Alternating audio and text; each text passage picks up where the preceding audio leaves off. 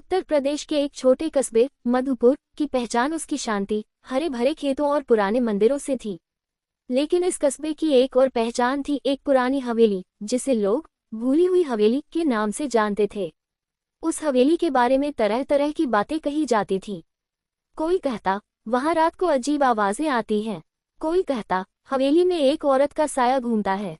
कई बार बच्चों ने दावा किया था कि उन्होंने उस हवेली की टूटी खिड़कियों से चमकती लाल आंखें देखी हैं। गांव के बुजुर्ग लोग उस हवेली के पास तक जाने से मना करते थे। वहां मत जाना बेटा, वो जगह अपशकुनी है, अक्सर लोग कहते। लेकिन आज की पीढ़ी उतनी डरपोक नहीं थी। कहानी की नायिका है आर्या, जो लखनऊ में पढ़ाई करने के बाद हाल ही में अपने गांव लौटी थी। आर्या की उम्र 22 साल थी, तेज दिमाग, निडर और हर बात की गहराई तक जाने वाली लड़की। उसके पिता गांव में स्कूल चलाते थे और चाहते थे कि उनकी बेटी भी बच्चों को पढ़ाए। लेकिन आर्या को सिर्फ पढ़ाना ही नहीं, बल्कि गांव की पुरानी कहानियों और रहस्यों को जानने का शौक था। एक शाम आर्या अपनी सहेली सोनम के साथ टहलने निकली।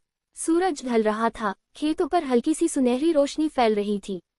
तभी उनकी नजर उस भूली हुई हवेली पर पड़ी। हवेली का विशाल गेट जंग लगा हुआ था, दीवारों पर काई जमी थी और जगह जगह झाड़ियां उगी हुई थी। ऐसा लगता था जैसे समय यहाँ सदियों से ठहर गया हो। सोनम ने तुरंत आर्या का हाथ पकड़ लिया। अरे पागल, उधर मत देख, चल जल्दी।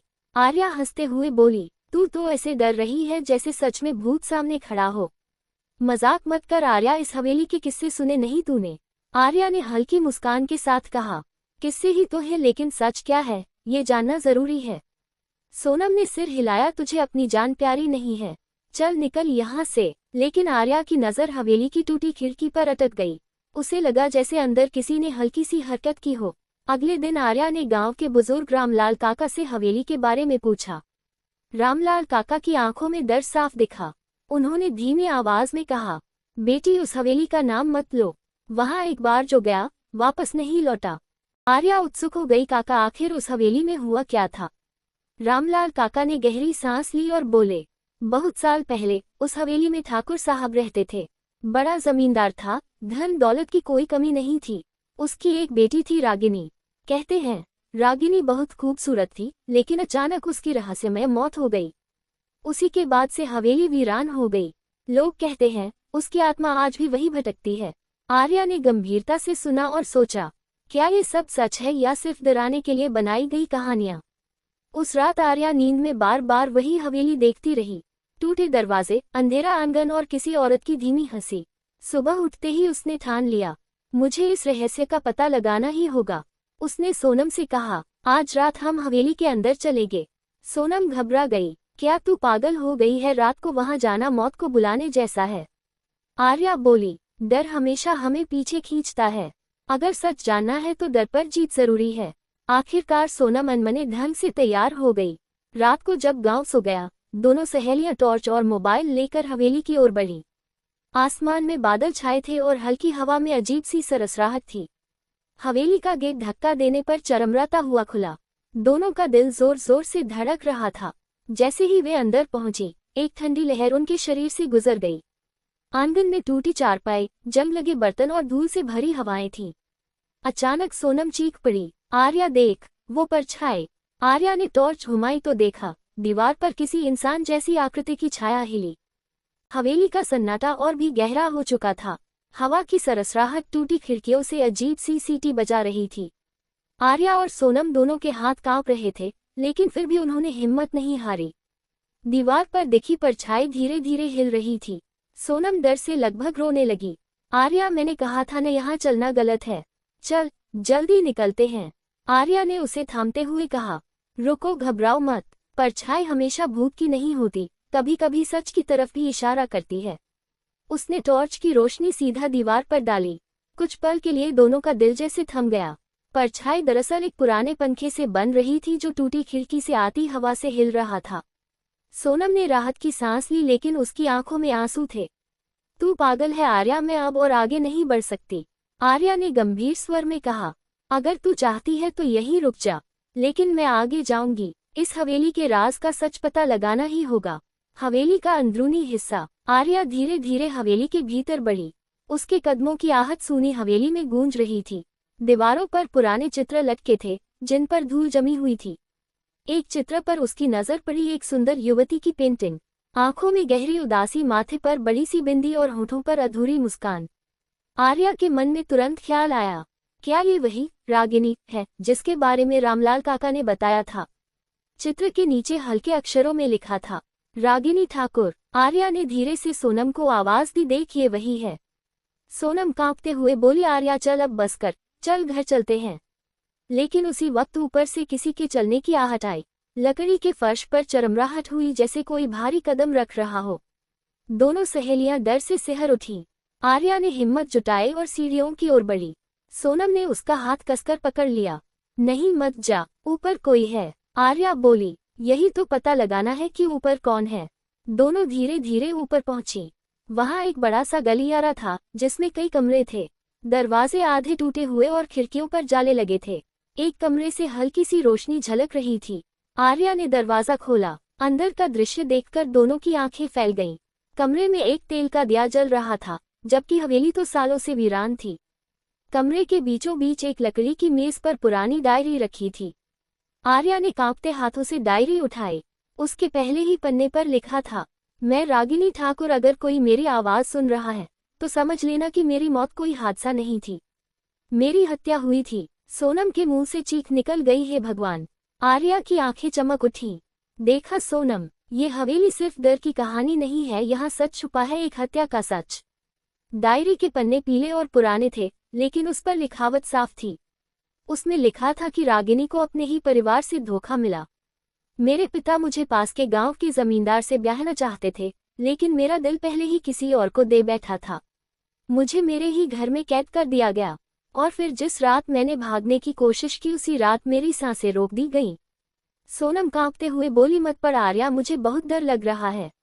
लेकिन आर्या पन्ने पलटती रही। मेरी आत्मा यहाँ कैद है, जब तक मेरा सच सामने नहीं आएगा मैं मुक्त नहीं हो पाऊंगी। तभी अचानक कमरे का दिया बुझ गया।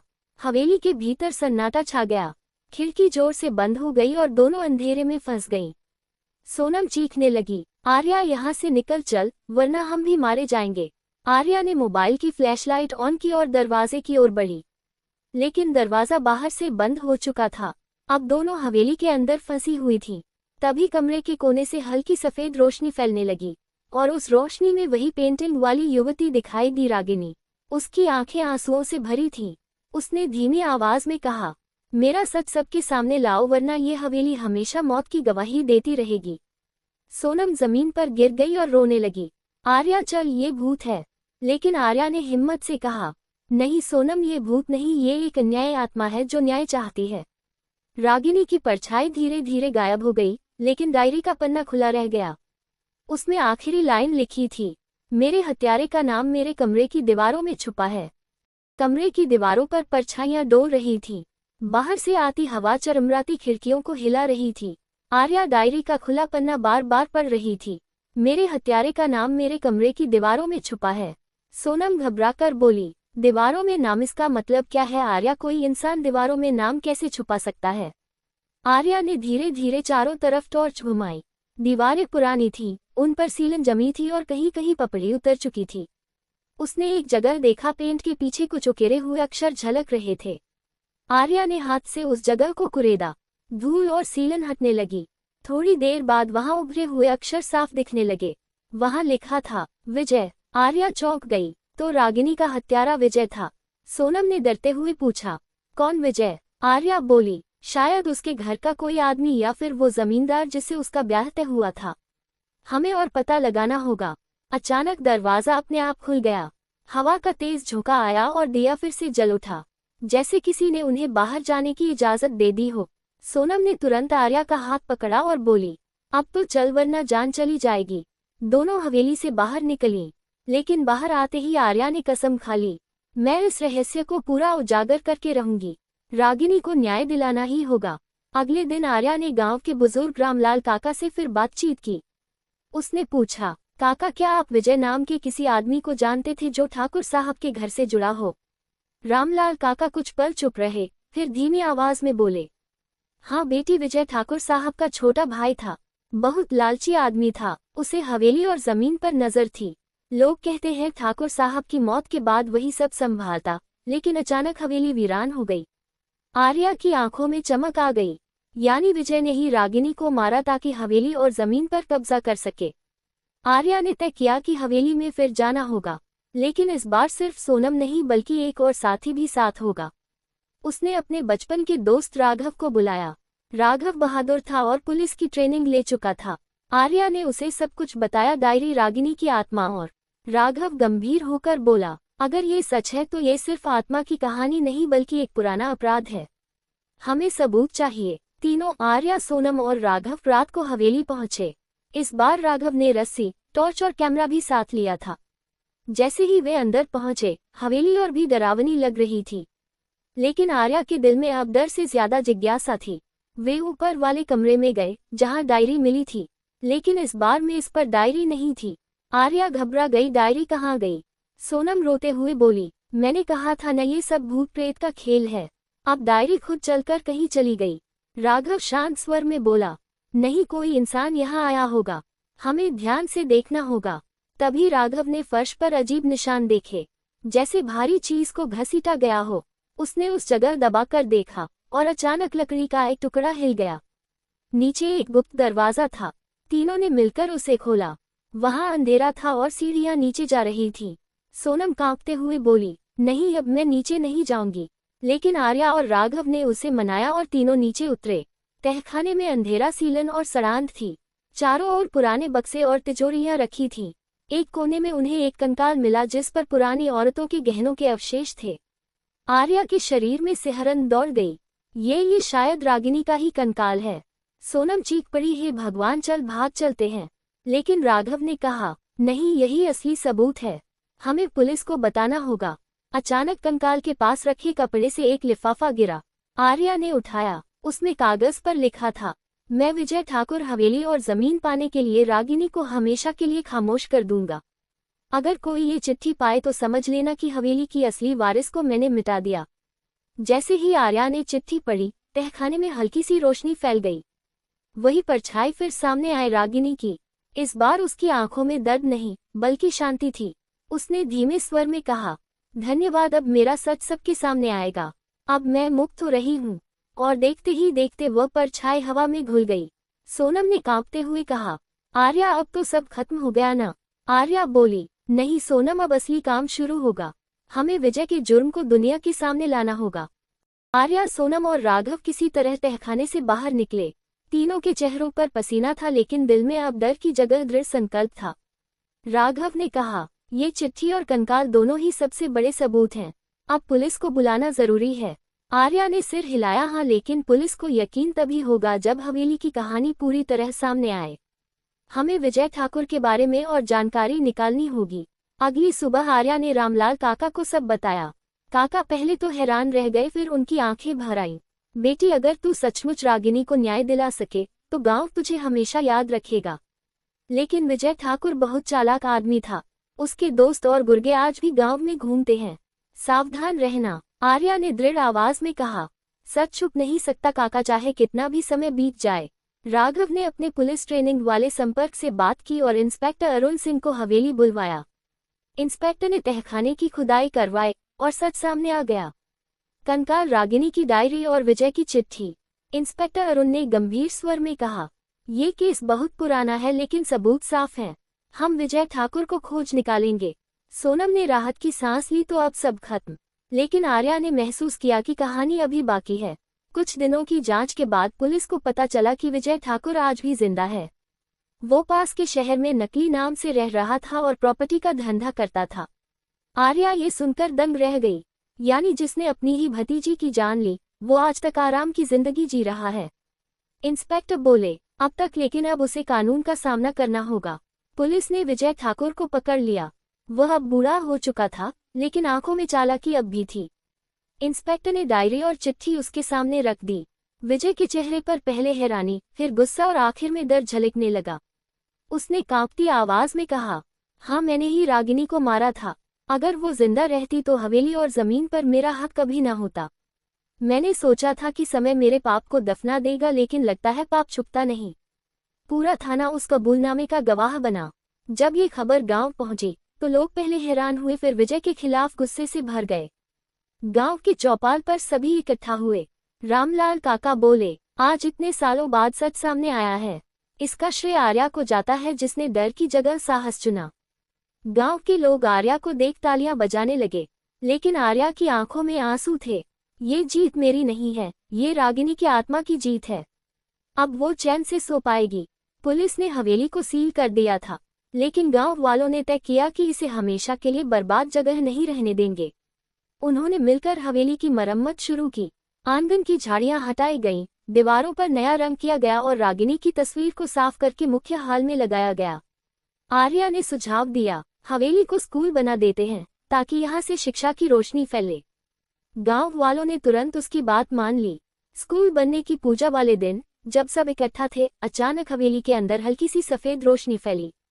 लोगों ने देखा रागिनी की वही परछाई मुस्कुराती हुई खड़ी थी। उसकी आंखों में अब दर्द नहीं था, बल्कि शांति थी। उसने धीरे से कहा, धन्यवाद, अब मैं मुक्त हूँ। और फिर वह रोशनी आसमान में विलीन हो गई। सोनम ने कांपते हुए आर्या से कहा, देखा, वो सच में आत्मा थी। आर्या मुस्कुराए, हाँ, लेकिन भूत नहीं, न्याय की प्रतीक्षा करती हुई आत्मा। उस दिन के बाद आर्या ने तय किया कि वो सिर्फ शिक्षक नहीं, बल्कि सच की तलाश करने वाली लेखिका भी बनेगी। उसने रागिनी की पूरी कहानी को किताब का रूप दिया, ताकि आने वाली पीढ़ियां जान सके कि डर से भागने के बजाय सच का सामना करना चाहिए।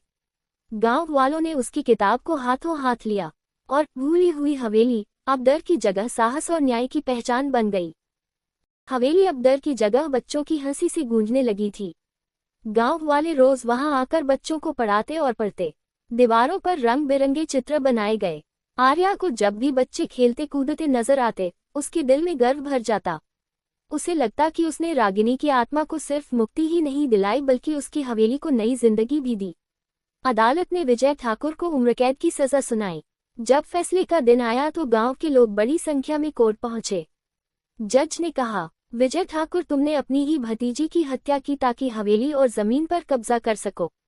तुम्हारे पाप का पर्दाफाश देर से हुआ, लेकिन न्याय देर से ही सही, मिलता जरूर है। विजय ने सिर झुका लिया। उसकी आंखों में पहली बार पछतावे के आंसू थे, लेकिन अब बहुत देर हो चुकी थी। गांव वाले कोर्ट से लौटते समय बार बार आर्या को धन्यवाद देने लगे।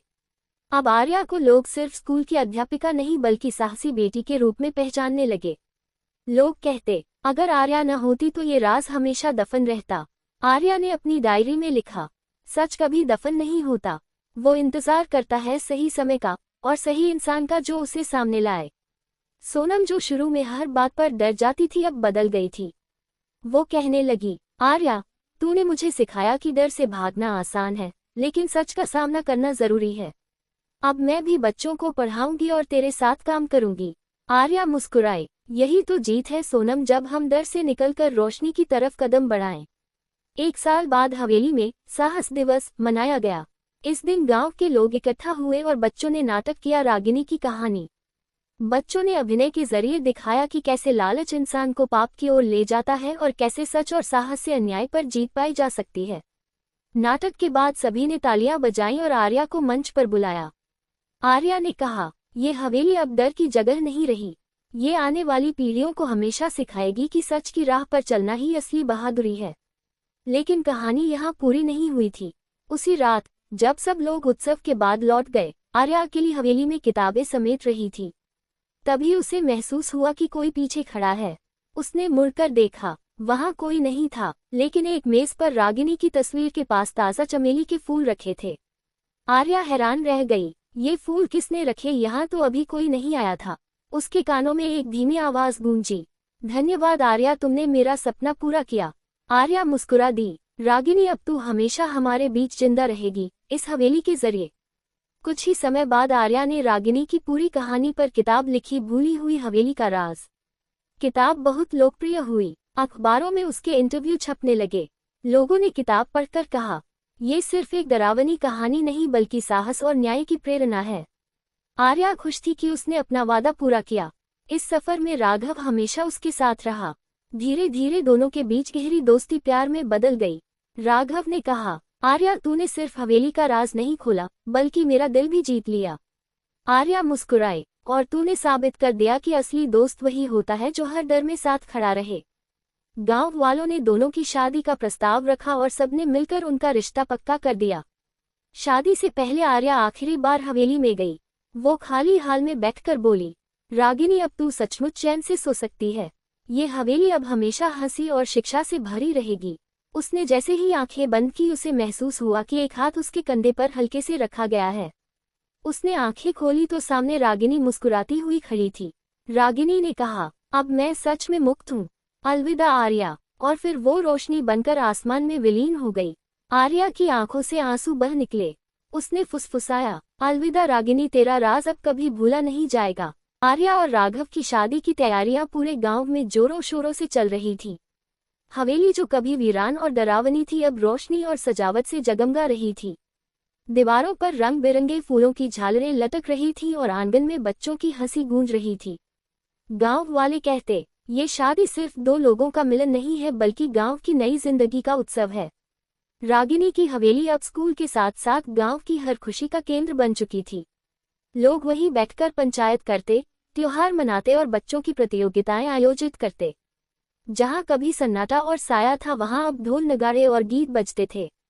गांव की बुजुर्ग महिलाएं कहती, रागिनी अब सचमुच चैन से होगी। उसकी हवेली अब गांव की शान है। शादी के दिन पूरा गांव सज धज कर आया। आंगन में पंडाल लगा, दिए जलाए गए और फूलों की वर्षा हुई। जब राघव और आर्या साथ फेरे ले रहे थे तो अचानक हवेली की छत पर एक हल्की रोशनी दिखाई दी। सबने देखा, वो रोशनी धीरे धीरे रागिनी के चेहरे में बदल गई, जो मुस्कुरा रही थी। लोगों ने हैरानी से देखा, लेकिन किसी को डर नहीं लगा। सबके दिलों में एक ही भावना थी, रागिनी आज अपनी हवेली की सबसे बड़ी खुशी देखने आई है। आर्या की आंखों से आंसू बह निकले लेकिन होठों पर मुस्कान थी। वो समझ गई थी कि रागिनी का आशीर्वाद हमेशा उनके साथ रहेगा। शादी के बाद आर्या और राघव ने मिलकर हवेली को और भी संवार दिया। उन्होंने वहां एक लाइब्रेरी और सिलाई केंद्र भी शुरू किया ताकि गांव की महिलाएं आत्मनिर्भर बन सकें। गांव के लोग अब बाहर से आने वाले मेहमानों को गर्व से हवेली दिखाते और कहते, ये वही हवेली है जो कभी भूतिया कहलाती थी, लेकिन अब ये हमारे बच्चों का भविष्य है। शादी के कुछ महीनों बाद एक दिन आर्या को हवेली के पुराने तहखाने में एक छोटा सा लकड़ी का बक्सा मिला। बक्से में रागिनी की डायरी थी। डायरी के आखिरी पन्ने पर लिखा था, अगर मैं सच बता न सकूं, तो जो भी इस हवेली का राज उजागर करेगा मेरी आत्मा हमेशा उसका साथ देगी। मेरी आखिरी इच्छा है कि ये हवेली गांव की भलाई में काम आए। आर्या ने डायरी को स्कूल की लाइब्रेरी में रख दिया ताकि आने वाली पीढ़ियां जान सके कि हवेली सिर्फ डर की नहीं बल्कि साहस और सच्चाई की कहानी है। धीरे धीरे हवेली की कहानी पूरे जिले में फैल गई। लोग दूर दूर से इसे देखने आते और बच्चों से सीखते कि किस तरह एक हवेली ने डर से निकलकर शिक्षा और साहस की मिसाल कायम की। अखबारों में सुर्खियां छपी, भूतिया हवेली बनी गांव का विद्यालय, साहस की मिसाल बनी आर्या। सालों बाद एक शाम आर्या अपनी छोटी बेटी को हवेली के आंगन में खेलते देख रही थी। बेटी ने पूछा, माँ, लोग इस हवेली को पहले भूतिया क्यों कहते थे? आर्या ने मुस्कुराते हुए कहा, क्योंकि लोग सच से डरते थे, लेकिन जब कोई डर को तोड़कर सच सामने लाता है तो वही जगह रोशनी का मंदिर बन जाती है। तभी हवा का एक हल्का झोंका आया और हवेली की घंटी अपने आप बज उठी। आर्या ने आसमान की ओर देखा, मानो रागिनी मुस्कुरा रही हो। उसने फुसफुसाया, धन्यवाद रागिनी, तूने मुझे सिखाया कि सच की ताकत से कोई हवेली हमेशा के लिए अमर हो सकती है। चमकता सितारा कहानी का संदेश। उंगली से दाहिनी ओर इशारा सच कभी दबता नहीं, वो देर सबेर सामने आता ही है। उंगली से दाहिनी ओर इशारा डर पर जीत पाने के लिए सिर्फ साहस नहीं बल्कि सच्चाई पर विश्वास भी जरूरी है। उंगली से दाहिनी ओर इशारा विरासत का मतलब सिर्फ जमीन जायदाद नहीं बल्कि वो काम है जो आने वाली पीढ़ियों के लिए रास्ता रोशन करे।